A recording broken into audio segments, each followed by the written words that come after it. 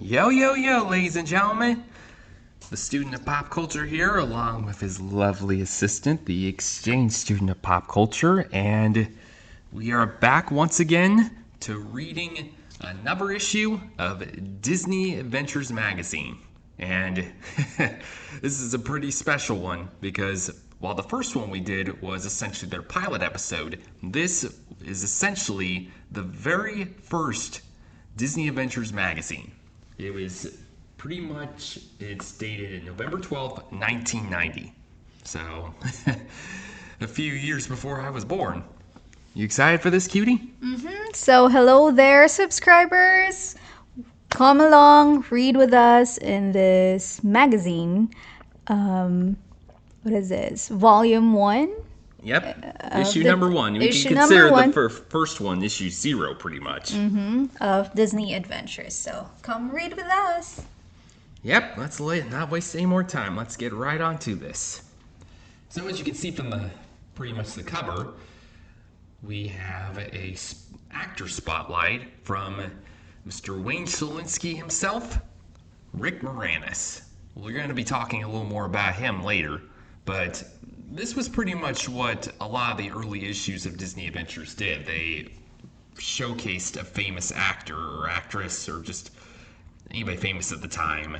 It probably boost the sales. I mean, as time went on, they would do this kind of less and less, but that was when pretty much the magazine essentially was getting a fan base already. And as you can see, we have a little bit of a spotlight from Tailspin. So, let's see what we have in these dang pages.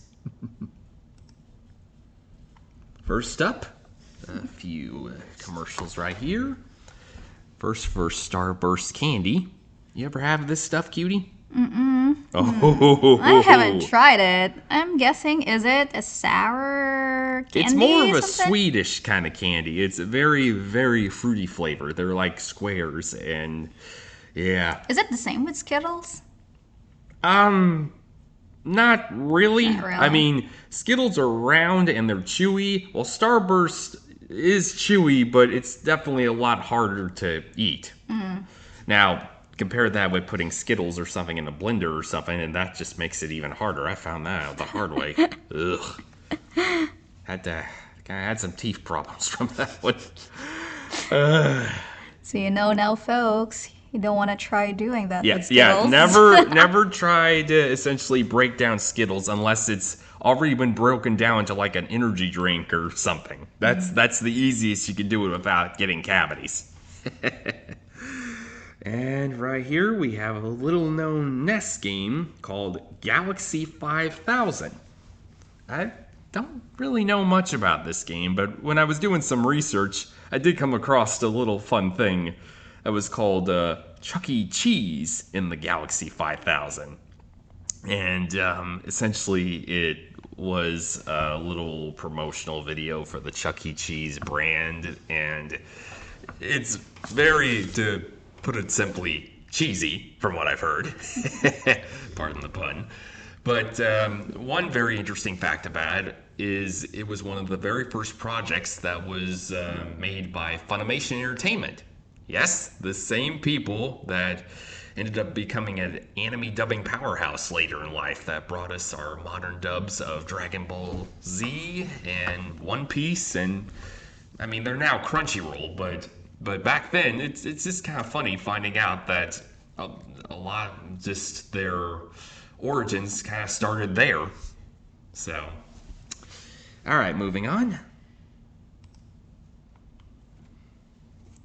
Howdy, and welcome to the very first issue of your new magazine, Disney Adventures. We got cowboys and movies, exploding scoreboards, a bunch of people who walked from Alaska to Siberia, some neat new musical gadgets, rodeos and weird facts, and games. And how do we get all this stuff in here anyhow? Well, turn the page and find out. Then come back again for more and more every new issue. Look out! So how do you read this one? Howdy. Yeah. It's a howdy, and it makes me think of Texas. Yes, that's a good thing to be thinking. I'm thinking about a song about Texas. Oh boy, here we go. No, I won't sing. I won't reveal my pretty voice to our audience, but maybe someday.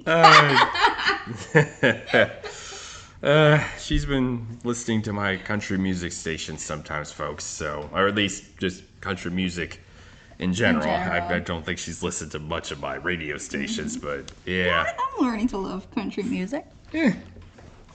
I've just been learning to like music in general.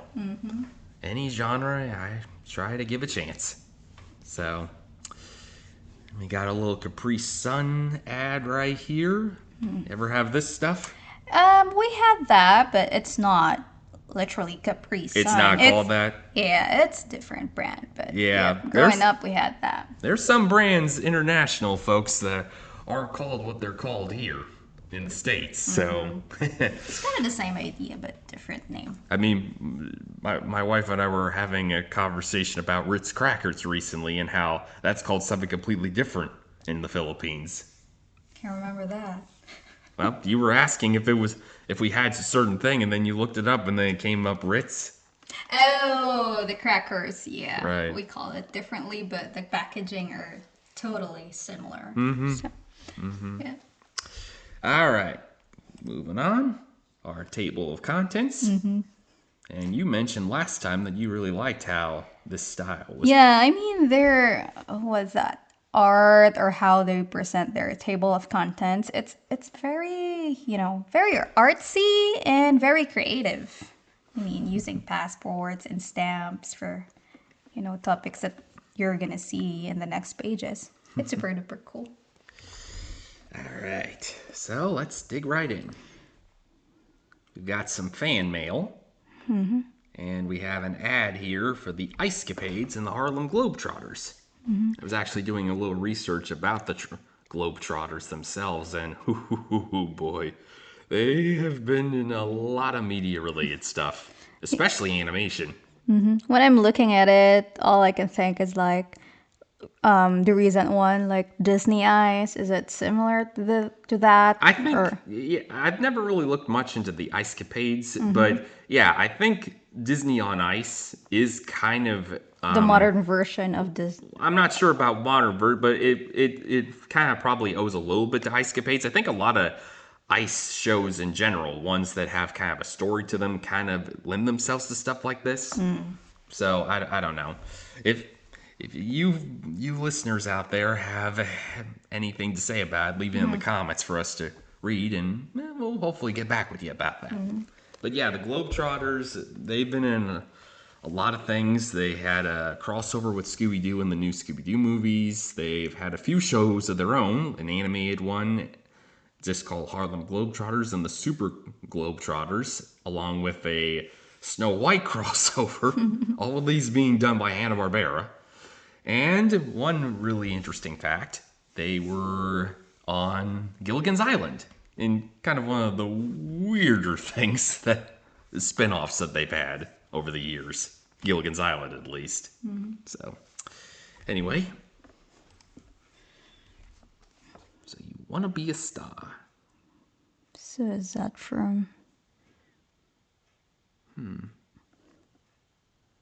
Essentially, I think this is about how you can get... Let's Is take it a read. story from one of their readers or something? I think it's just something that it goes on to this page here. Essentially, it shows how people can get into the movies, pretty much. Let's read a little. Ever wonder how kids get into the movies? Well, not everyone has a famous dad or mom or knows somebody who makes films. A few months ago, Hollywood Pictures, the new movie company at the Walt Disney Company, held auditions for 3 major roles in a new movie that will soon be in theaters. The movie is called One Good Cop, and it stars Michael Keaton, who played Batman, who was the crazy ghost in Beetlejuice. Hollywood Pictures hired a company called Bramman Hopkins Casting to find 3 kids. This same company helped find the actors for Uncle Buck and other big movies. Now, Uncle Buck was a John Candy film. John Candy was a pretty well-known actor that he essentially Macaulay Culkin got one of his starts from this film, aka Kevin McAllister. Yeah, I was So- thinking of that. It's on the tip of my tongue, the movie Home Alone. Yeah, Home Alone. yeah. Home Alone. Yeah, and funnily enough, they both would be in the first Home Alone, but unlike Uncle Buck, they never actually interacted with each other. They printed announcements that said they were looking for 3 great girls who are smart, lovable, and totally natural. Smart, lovable, and totally natural. I'm not a kid no more. You're smart and lovable. Oh, thanks. Okay, maybe a little annoying in places, but I'm not gonna. Okay, we're not telling about that. Yeah, right. We're just reading here. We were looking for real kids, not professional actors, since their naturalness is so important for the believability of the film, said one of the casting directors who led the search. In the new movie, the 3 girls play the young daughters of a cop whose wife has died. He's killed in the line of duty, and the girls are temporarily adopted by his partner, played by Michael Keaton. The girls turn his life upside down. How does a casting call like this work, anyway? The casting director explained, we really start by just talking to each of the kids, trying to observe their personality and character. After everyone is seen, the team doing the interviews compares notes and narrows down their choice. Then the smaller group of kids is called back and begins practicing for the auditions. Some more kids are cut, and a select group actually gets to audition for the director of the movie.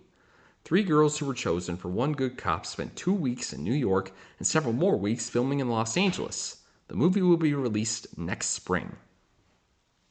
One Good Cop. I'll have to look into that sometime. You also got a little bit of some news down right here. As you can see, there's MGM planning Honey, I Shrunk the Kids Adventure Zone. I've actually been to that one. They had back when Bug's Life was first coming out, they had a small little figure that you could pose with for Flick. So that was kind of fun. Got a little Skittles ad right here. Talking about that earlier. Now here it is. What would you say are some of your favorite Skittles? Can't really tell. I think I'm not a fan of Skittles. Oh, you're not? Yeah. Okay. I'm not a candy person. Not much.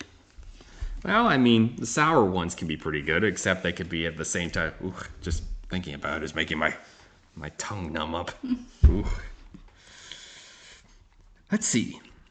So, the stage show Dick Tracy Live. I did not know Dick Tracy had a show at Disney. I've seen the live action film, but it was interesting. I really wanted to pretty much research the Dick Tracy franchise. I know there's like a new comic that's out from, I think it's Mad Libs Comics was the name of it. And there was apparently a Noah's Ark thing at Walt Disney World. And right here we've got an ad for the VHS release of Peter Pan, the original. Mm-hmm. Have you ever seen that film? Yeah, I've seen a couple of Peter Pans. But the animated one then? Yeah, I think. Okay, well, there's been a lot of Peter Pan material out there. Yeah. So, I think the most recent one I've seen was Pan in 2015. That had Hugh Jackman as the main villain. And it was supposed to be like Is it a live action? Yeah, it was live action. It was an origin story for the character. Sadly, though, it didn't really go past it didn't really become a franchise because it was supposed to set up for other things. Anyway, little sweepstakes thing right here. And now we're to the man himself, Mr. Rick Moranis. I was a cool nerd. The first time you see Rick Moranis, whether he is playing the nerd next door in Ghostbusters or the crazy inventor dad in Honey, I Shrunk the Kids, you just know the guy's going to be funny. The real, not real, R-E-E-L, Rick Moranis, however, is funny, smart, and serious, as you'll see from the following conversation. Now, for some of you, like we said, we mentioned Honey, I Shrunk the Kids and Ghostbusters, but he's been in quite a few films over the years. as you can see right here. This film, Little Giants, was recommended to me by an old teacher I had in church. It's essentially where he coaches a pee-wee football team. So is he the main star? Oh yeah, right in that here. movie? That's him right Okay. there. He was also in stuff like Parenthood, Spaceballs. A little shout out to my Twitter friend Lolly, who was a huge fan of this film. Looking forward to the sequel coming up later this year. And My Blue Heaven with Steve Martin. The film Strange Brew, where essentially he plays a character from a pretty much a Canadian version of Saturday Night Live called SCTV. And a few others. Little Shop of Horrors. Oh, this is a fun film. It's pretty much a musical remake of another film. All right, now on to the interview. You almost always play nerds in your films. Were you a nerd or the cool guy when you were growing up? I was a cool nerd. Did you have to deal with bullies when you were a kid? Yeah, but I had a way of getting around them. I always walked the other way and kept a low profile. I never wanted to get in fights because I knew that I was going to lose. Do you believe in ghosts? It's hard to say. I've smelled a couple of things that may have been ghosts. You get into an elevator and you smell a potato pudding. So, was somebody in the elevator carrying a potato pudding, or was it just a potato pudding ghost?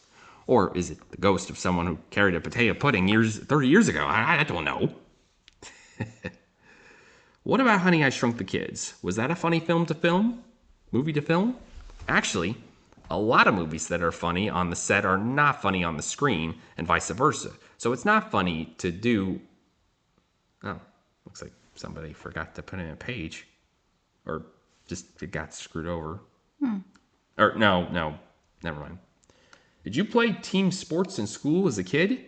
No, my big problem with phys ed was that I'm 5'5" and I wear glasses, and the kid next to me was always like 6'2". So I had a real problem with the whole sports thing. I just wasn't built for basketball or football. Ugh. I know how that feels.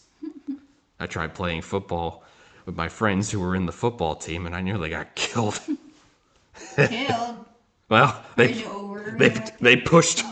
Well, they knew how to hit hard, is what I mean. I knew I couldn't survive against something like that. You ever get the urge to be really silly in corporate meetings? Yes, I'm actually big enough now that I don't ever have to not be silly because it might be a mistake. People actually want me to be silly because they're paying me to be silly, and so they love to see me be silly. What do you like to eat mayonnaise most with? That's kind of a specific question. I don't eat it with tuna fish anymore. I can hear the dolphins screaming every bite. Okay, so he's definitely not a seafood person. Sorry, cutie. Do you remember your first girlfriend? Yeah, her name was Shirley. I was in grade 2. She was so cute, she was beautiful, a brunette. It was a two-way crush, and it went on for 4 years. I mean, I was a little earlier. I was like first grade, I think, when I had my first official crush. And even then, it was with 3 gals. But anyway, how would you clean a Venetian blind? Venetian. Venetian. Thank you, cutie. You buy a Venetian blind cleaner, a duster with a long handle on it, and you go back and forth. Okay, this turned into a how-to all of a sudden. What would your mother have done if your dad had shrunk you? She would have cleaned the Venetian blinds. Okay. Oh, too bad he mentioned that he wasn't a seafood person, because look, the next thing is SeaWorld. I've only been there once. But it was alright. Not my favorite theme park. But it did have some fun ads back in the late 90s, early 2000s that were animated. Alright, what do we got here? You ever noticed how a slang word is in one day and out the next? Here's the coolest talk from the last 40 years in the words of some fave TV characters. Understanding what I'm saying, Turkey? From Arnold from Different Strokes. Ugh, a laugh track sitcom series. But yeah, Gary Coleman was really well known for his wisecracks back then. My dad and mama squared, Daddy-o. From the many loves of Dobie Gillis. Now, a lot of people my age might not really know what that, at least younger than me, might not know where that is. It was kind of a very, very early sitcom. And one interesting fact about it was the Bob Denver, the guy who was Gilligan on Gilligan's Island. I was bringing up that show earlier. That was like one of his very first TV roles. So he was a sitcom person way before he became known for a sitcom. It was kind of similar to like an early Archie or something. Far out. Davy from the Monkees. Probably one of the earliest examples of a TV band. Have you ever heard the Monkees music? Nope. Well, my mom and dad could probably teach you a little bit about that. Probably not my time, not our time. Radical, dude. I'm out of here. From Bart Simpson. Well, now that one, I kind of know about it because you are watching it. Probably lots of time. Kind of surprised they didn't go with I Carumba or Eat My Shorts. Although the Eat My Shorts one might not be very family friendly to some. Reminds me of that whole episode, at least the end of the episode, where they were going over a lot of different catchphrases for the characters. Aha! The Campbell Kid. He's 13, he sings like Michael Jackson, he does not wear one white glove. Tevin Campbell is music's newest star, and what he does wear are Bobby Brown baggies. Pants, that is. Those are cool. Baggy pants? I think so. Yeah. This Dallas-born power singer was 4 when he belted out his first tune in church. His big break came when he landed a role on the TV show Wally and the Valentines. One of Tevin's co-stars introduced him to musician Quincy Jones, the man behind Michael Jackson's Thriller album. Jones was so impressed he featured Tevin on his hit album Back on the Block. Tevin also recorded a song for Prince's new movie. Probably talking about Purple Rain right there. Now, Tevin's about to make his own album. I want to do all kinds of music. Dance tunes, rap, slow, he says. Also plans on going to college to study computers and toys with the idea of becoming an actor. But for now, he's striking the right chord in the music business. Now, the name Tevin Campbell might be familiar to a lot of 90s kids because, well... In 1995, he would become very well known as the singing voice for a certain goofy character. That's right. Tevin Campbell was Powerline. Mm-hmm.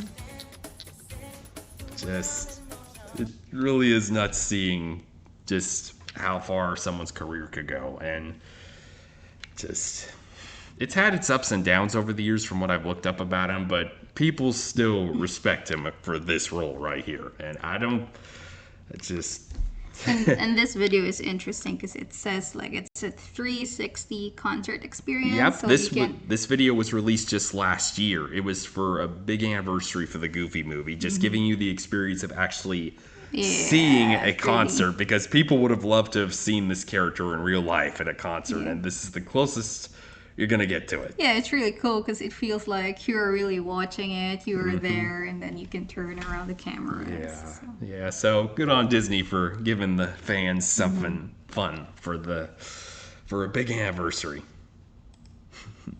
All right, now back to the magazine. Got a little Cheetos ad right here. Cheetos. You ever had those? Hello, that's one of my favorites. Oh yeah, good point. Remember you finished my bag of chips. Last time I saw it. Now that you mention it, I do remember that. Guilty. Yeah, right. Yeah, Chester Cheetah, he had a bunch of animated stuff in the 90s and even early 2000s, and he still pops up here and there. It's just, he was first portrayed as kind of like a cartoonish Looney Tunes type of character. So, anyway. Ooh, caps. Bunch of caps right here. Just going to skip ahead a little bit. Some articles I'm going to skip here and there, folks. So if there's anything that I missed that you want to hear me read later in the future, put it in the comments and maybe I'll go back and read some of these. I don't want to be like from the first video and just read everything. Otherwise, it'll get boring really quick. It'll get boring. So I think you guys would want to see what is in the magazine. So we are just flipping pages and stopping at some points if there are interesting facts. Yep. So if you want us to go back and read certain parts and all that, just let us know and we'll see what we can do. All right, moving on. The news section. Let's start with the TV. The big news this fall is the Disney Afternoon with Chip and Dale, DuckTales, Gummy Bears, the all-new Tailspin. Yeah. We were talking last time about there being an album with most of those songs. Funny Man, Keenen Ivory Wayans is a master of comedy, especially in the skits he does for the TV show In Living Color. Pretty much Saturday Night Live type of show. Ugh. We love doing outrageous impressions of Milli Vanilli and Arsenio Hall, he says, laughing. Let's see. What's Fred Savage's career philosophy? I make all my decisions on the basis of fun, he says. Oh, good for him. The Cosbys or the Simpsons? Who will win their Thursday night showdown on competing channels? Probably the Simpsons nowadays, since people don't really think too much about Cosby stuff anymore. Sad, but... Has hit rapper Will the Fresh Prince Smith gone Hollywood? Just last year, he sang the hit rap song Parents Just Don't Understand. Now he plays a city kid who hits the ritzy city of Bel Air in The Fresh Prince of Bel Air, a sitcom with a beat that airs Monday nights on NBC. Again, another laugh track sitcom, but just recently got a drama-based series on the Peacock app. Movies-wise, kids turned out by the hundreds to audition for the new Michael Keaton movie, One Good Cop. And among the hopefuls was the 4-year-old niece of singer, soap opera star Michael Damon. Oof. Gonna get a little bit of a neck-ache looking at this. Arnold Schwarzenegger will also be acting with some tykes soon in Kindergarten Cop. I still need to watch that film. Dirty Dancer, Patrick Swayze, and Keanu Reeves from Bill and Ted's Excellent Adventure will star in the new action flick, Riders on the Storm. Okay, what do we got? Ooh, Halloween. Mind you, folks, we're recording this at about the end of June, so a little... just Too early. A little early, but let's see what we got here. It's the one time every year you can get crazy, and we have some spine-tingling tips for Fright Night fun. Most Halloween shops offer accessories such as big noses, gory scars, and Spock ears.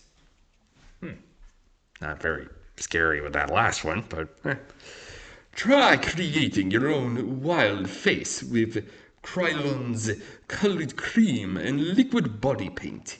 It comes off with soap and water. Check out thrift shops for old clothes. Use your imagination.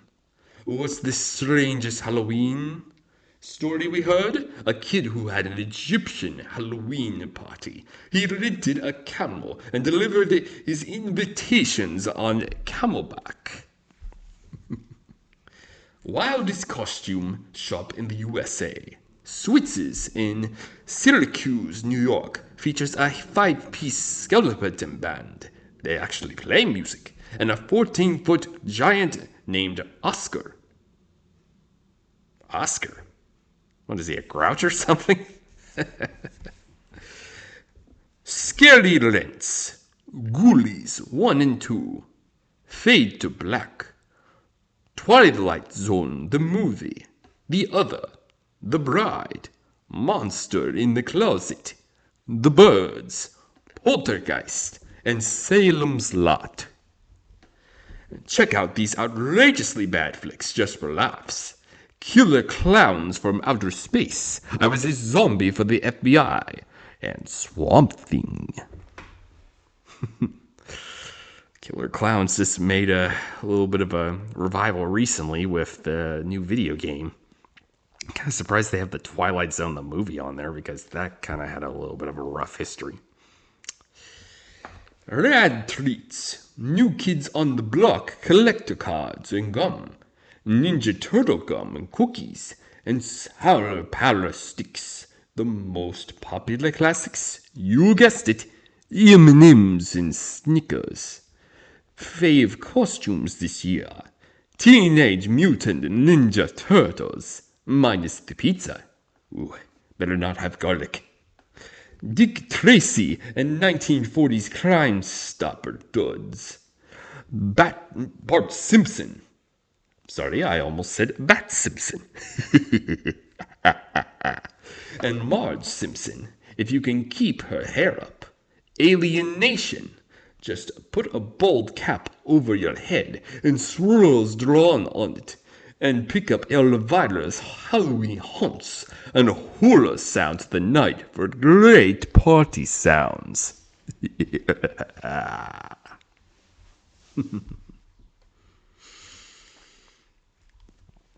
And now we have a Chippendale Rescue Rangers ad for the video game once again. Along with a Chippendale Rescue Rangers comic, which, like I said in the first video, I'm going to be skipping reading the comics. I kind of wanted to do those as my own things. But, like I said, if you guys want some specific comics, you can request them on the comment section and just let us know what you want to hear the most.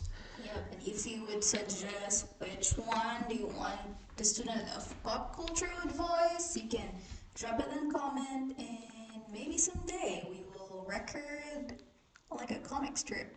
Yeah, it'd be kind of fun. Guys. And if you guys want to join in the fun with that, you can also send us your auditions for your voice acting voices just to... So, but going back to Halloween for a little bit, you've had some interesting Halloween experiences back in your country, haven't you? Well, it's a different celebration back in the Philippines. Because Halloween, or November 1st, we celebrated it November 1st. Here, you celebrated, is it? October 31st. So, like a day apart. A few days apart. So that's one of the difference. One thing. All right, moving on. Skip through this comic right here. Is it a blank page? Oh, no, there's just recording speed or just a loading speed and stuff. Before anybody asks, I don't think I could really do a good chipmunk voice myself. You'd have to probably modify my voice to be able to make it work, but Fat Cat, I could probably do. He has a his voice is Jim Cummings, and I'm already dangerous. How can I get even more dangerous? So that's his voice. Trying to do my best Jim Cummings impersonation there.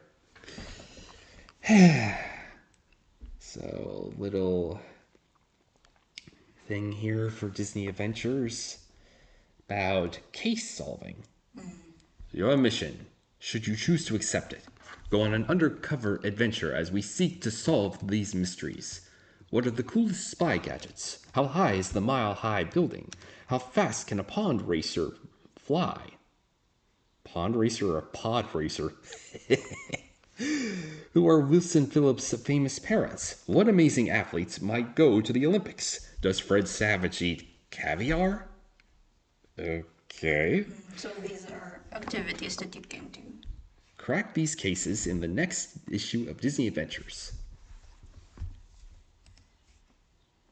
Bazooka Gum. Now that we have in our country.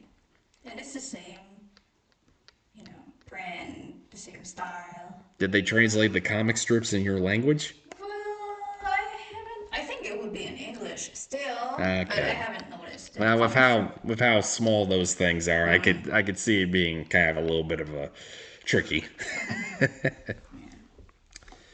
And now we've gotten to some Wild West portion of the magazine. So just gonna, like I said, skip over some of these things just to kind of keep it going. Cowboys. Do you know what song about a cowboy lately that's popular? Oh boy, here we go. Get it out of your system, cutie. No. Hey, you brought it up. Maybe our watchers is gonna drop their recording. I don't think they could record on a YouTube comment section, yeah. but Okay. but I mean, if they want to drop it through like other social medias, they can. Bad idea. Anyway, moving on. Dang, we got a lot right here. Now, here's something interesting. Western Roundup. Campfire reading. To read more about cowboys, Native Americans, and the settling of the West, look for these books in your library. Cattle Woodland, a Frontier Story by Carol R. Brink. Children of the Covered Wagon by Mary Jane Carr.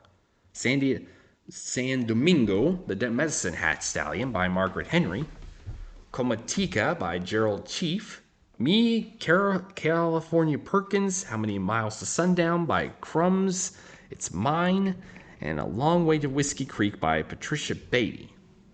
Big screen cowboys. The good old days of shoot 'em ups and cattle drives are only as far away as your neighborhood video store.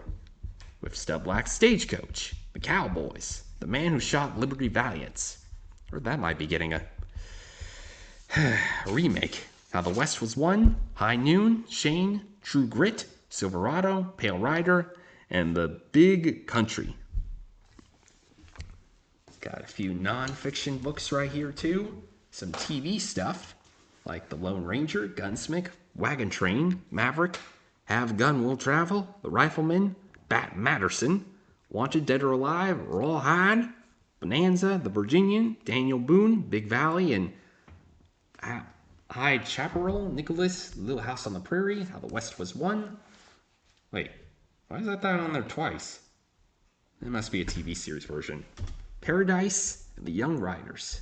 So to sum it up, it's like their suggestion of a different, topics that they put. I mean, Westerns are a pretty well-known genre in media in general. So, I mean, heck, we've got a lot more since then. I think the last Western I watched was Cowboys and Aliens. That's a little bit of a sci-fi twist. So, there's probably a few others I'm forgetting, but that one came to mind. Got a little bit of some information of some Disney comics. Yeah. Oh. This is kind of a little bit of a... From Alaska to Siberia.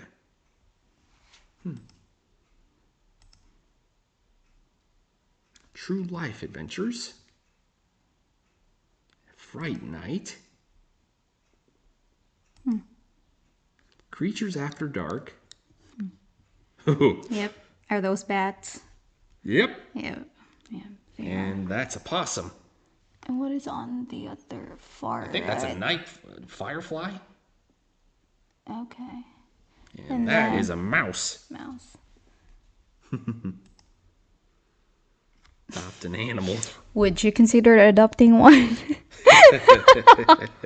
Adopt a cobra. I mean, like, whoa. You want me to read this? Hard pass. Well, you could read a bit. Well, let's see what we got here. Here's the deal. You give the Los Angeles Zoo $30,000, and they give you a warthog, which is a wild African pig, and big tusks like trombones and warts on its face. Well, they don't really hand over the animal, which is probably for the best. For sure. Keep it for you at the zoo, but you are declared its adoptive parent and allowed certain privileges. First, you can say to your friends, I wonder if my warthog is thinking about me right now. Or, let's go down to the zoo and visit my warthog. I wonder how my cobra is doing. Yeah. That would be weird. I'd probably name mine Pumbaa. Pumbaa. Not the cobra, the warthog. That's what I'm saying. Yeah. Then you can get to name your warthog anything you want. Like I just said. You might think it funny to give it a name of someone who bothers you a lot. Maybe you're a White Sox fan and Jose Canseco bothers you a lot. So you name the warthog Jose. Jose! Imagine yourself standing at its cage, admiring its warts and saying, Hello, Jose. How are you, Jose? After a while, the name you choose and your own name are put on a brass plaque, and there's a ceremony so you can show off and you and your animal can bond. Right now, the Los Angeles Zoo is offering for adoption an American flamingo for $1,000, an alpaca for $7,500, an Arabian oryx for $15,000, a very rare Indian rhinoceros for $100,000. Ooh, most snakes are a bargain at about $1,000. Don't you even think about it, cutie. Nope. There are other animals too. You and your friends, or maybe your class at school, could raise some money. Call your local zoo and have someone try to sell you a zebra. Sell you a zebra. Sorry, I put a Z in that for some reason. Nearly every zoo has a similar program. Called the Los Angeles Zoo at 213-664-1100. New York's Bronx Zoo at 212-220-5090. Dallas Zoo at 214-670-6769. Seattle for 206-789-6000. Chicago's Lincoln Park at 312-935-6700. But probably that would not be the numbers now. Or you could just go for the warthog in LA. And visit. And we got another comic, this time from Tailspin.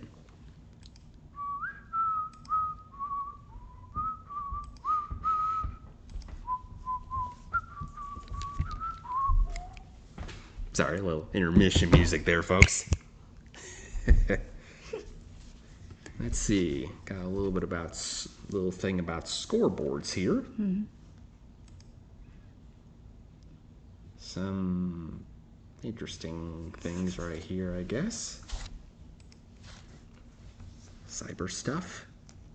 And a DuckTales comic, which, funnily enough, this comic would get a sequel in the very last issue of Disney Adventures. They even bring that up in that issue, which it's going to be a long, long ways before we get to that one. At the speed we're going. Got a little thing about rodeos. Rodeo. I've actually been to a rodeo before, at least an Where? indoor one in Texas. It was some sort of fun little thing where it had a concert connected to it. And we ended that up is in cool. we ended up in the area where they were doing the rodeo and all that, just kind of in the middle section in front of the stadium. So that was kind of fun. I was not expecting us to be that close to the stage. So not often I get to concerts, so a little unique opportunity right there. Yeah. And what is in here? Oh, this is about NASCAR. Oh, racing. My coworker Randy would really get into this, as well as my pal Miso on Twitter. As well as Dad. He used to be a NASCAR fan before. He was. And currently, I am an F1 fan, so to all F1 fans there. Yeah. Hi. So, yeah, we're really going to have to show you a lot of NASCAR stuff in the future. All right, moving on. Tailspin Happy Meal. The way the toys look, it kind of reminds me of the Tailspin video game. At least the one for, I think it was the NES, where you're literally playing Blue looking like what he looks like in this. Okay. So, kind of a little funny right there. The Disney Adventures Afternoon Record, we talked about that last time, which, I like I said, I still have that on my iTunes, but I'm not sadly for all of you, I'm probably not going to do karaoke with it because the last time I tried doing karaoke with this microphone, oof. I think we need to buy a different microphone that has auto tune. Well, it was kind of fun experiment. Yeah, she had fun hearing the playback, but I am the first audience to hear, so. That's why we decided maybe we could just play a YouTube music background while we're doing this. It's just, I can sing, but apparently this microphone hates my voice. Yeah, I think the microphone has a problem here. Whatever. Sweet. Anywho, the next Moving comic on. we have here is Roger Rabbit. Now this is a film I really need to get to someday. It's part live action, part animated, but it was a big crossover between a bunch of animation corps at the time. Disney being the biggest one. I mean, Chip and Dale Rescue Rangers the movie owes a lot to it. So, hoping to get to it someday. And a little thing about the Little Mermaid comic, which I think is just pretty much an adaptation of the film itself. Oop, and some games. Yeah. And here is Spaghetti something. maze. And here is an advertisement for some cutie. No, nothing. Yeah, I was just looking at you. Sorry, folks. I kind of had to tone down my Beach Beauties reactions to this one, especially since this is a family thing. But anyway, Puss in Boots: Perrault's Great Adventure is a video game based on the... Stop laughing, cutie. It's based on the Toei animation version of the famous story. This was way before Shrek was known for this character. And if you still watch some Dragon Ball stuff, you'll see Toei essentially using this character as its official mascot. So I've really wanted to look into a little more history of this character and just essentially how it's pretty much become something of anime history now. The game, sadly, though, I've heard is a little short on the short side, though. So, anywho, moving on. Some more ads. That's games. Oh, that's answers to their activities. And a little Captain Crunch cereal ad right here. Crunch it eyes. Have you ever had that cereal? No. I've not had it often. There were like different versions of it. But yeah. And here we are. So long, partner. And to wrap it all up, we have a ad for the Adventures in the Magic Kingdom NES game. I've heard about this game. So essentially it's kind of where you essentially are doing like virtual tasks around the Disney Magic Kingdom area, and just from what I've heard, I think it's kind of a little bit mixed how people are with this one. So I've never played. I don't think I've played it myself. If I have, it would have been through like an emulator thing. But yeah. And we wrap up with a Tailspin back cover.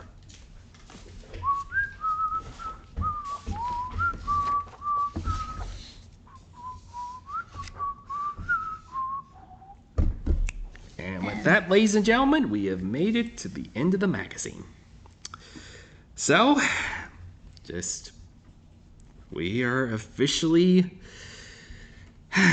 getting this series started. We started with the pilot last time, and we are in the official first issue with this one. So, it's at the pace we're going. It's going to be a while before we make it to the end of this magazine series, but we're hoping to have a lot to talk about, a lot to be nostalgic for, and there's a lot to look forward to with these. And we'll hopefully be collecting the missing issues that aren't online. So, any last words you want to say to our audience, Cutie? Well, thank you so much for watching with us, for reading with the magazines, and I hope we provided information and, create wonders in your mind about this old issue of Disney Adventure magazine. So hopefully we will be with you for the next issue. Well, we're hoping so. I'm hoping so too. Like I said, we have a lot to cover. And of course, your suggestions will really be helpful to us. So just drop down a comment and we will do the best we can. Yeah, well, just let us know what it is you want us to talk about related to these and just what it is we missed. So we'll gladly do our best to go back and film anything that sadly didn't make the cut. So, all right then, folks. So, just nothing else to say, but that's all for now.